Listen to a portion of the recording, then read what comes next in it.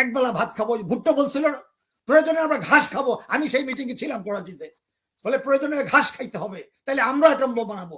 আমাদের আজকে আমাদের আত্মরক্ষার জন্য যা যা অস্ত্র তৈরি করা দরকার, যেভাবে হোক ইম্পোর্ট করা দরকার। দরকার ইরানের সাথে সম্পর্ক রাখবো, চায়নার সাথে সম্পর্ক রাখবো, দরকার 100% মিলিটারি ট্রেনিং নিব। আজকে এই কৃষক, শ্রমিক, মেহনতি মানুষ যারা মুক্তিযুদ্ধ ছিল তাদেরকে আবার বলতে হবে মুক্তিযুদ্ধের উত্তর আমরা সত্যিকারে সাম্যের বাংলা প্রতিষ্ঠা করব। আমরা, ওরা বলে অখণ্ড ভারত, আমরা বলবো অখণ্ড বাংলা, 57 বাংলা আমরা আবার পুনরুদ্ধার করব।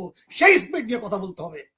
মামুন, এখন ব্যাপারটা হলো যে তারা যে বলতেছে যে ভারতে হিন্দু জঙ্গি প্রধান দেশে, তারাই বলতেছে যে তারা নাকি খতরায় মে আছে। এখানে আমার একটা উত্তর আছে, হিন্দু উর্দুতে একটা কথা আছে, উল্টা চোর কোতোয়াল কো ডাটে। মানে চোর উল্টা পাহারাদারকে ধমকায়। আমরা হলো ভিকটিম, আমাদের উদ্দেশ্য কই না। কিংবা ওখানকার মুসলিম মাইনরিটি যারা নাকি প্রায় টোটাল 30% উপরে বিশ্ব ভারতে, তারা কম করে বলে 20%।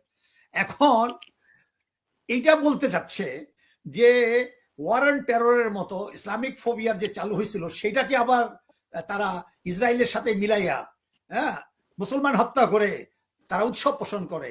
আর আমাদের ওই যে মিডল ইস্টের যেসব আপনি যে মিত্রখোর বললেন, ওই ওরা হ্যাঁ এখন একটু ঘুরে বসছে, লড়ে চড়ে বসছে।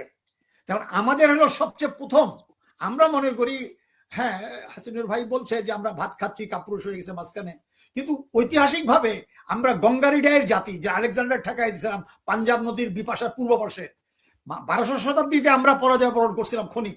আবার 1342 সালে সুলতান ইলিয়াস শাহ আমরা জেগে উঠছিলাম। 71 থেকে আজকে যদি 24-এর দেখি, এই ধারাবাহিকতায় আমাদের আন্দোলনটাই ছিল ভারতীয় আগ্রাসন বিরোধী আমাদের একটা সংগ্রাম। তারই বহিঃপ্রকাশ হিসাবে আজকে যে 24 আমরা দেখেছি, মানে অতীতের সকল দলগুলোকে কি আপনার বিএনপির অ্যালায়েন্স, জামাত বলেন, কারো প্রতি আস্থা না রেখে মানুষ নেমে গেছে।